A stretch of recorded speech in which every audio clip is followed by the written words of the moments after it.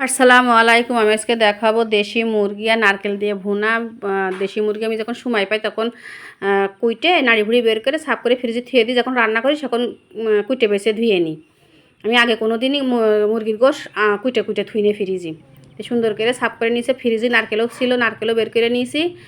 আমি যখন আমি কুড়াইও থুই, আস্তও থুই। নারকেল যখন যেরকম পাই তখন সেরকম থুয়ে দিই।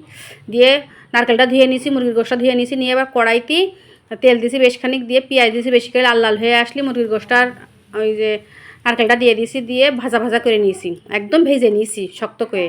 নিয়ে এবারটা বাটা মশলা মানে রসুন আর আদা বেটে নিয়ে এসেছি। এই সাইডে টমেটো, ঝাল, লবণ, মশলা, জিরে, ধনের গুঁড়ো, হলদি আর বাটা মশলাটা মানে যে আদা রসুন বাটাটা একসাথে দিয়ে নাড়াচাড়া করে নিয়েছি। নাড়াচাড়া করতে করতে শুকোয় আসলে এবার একটু মানে এবার সাতলাবো, সেই পানি দিয়ে দেবো হালকা করে, অল্প করে।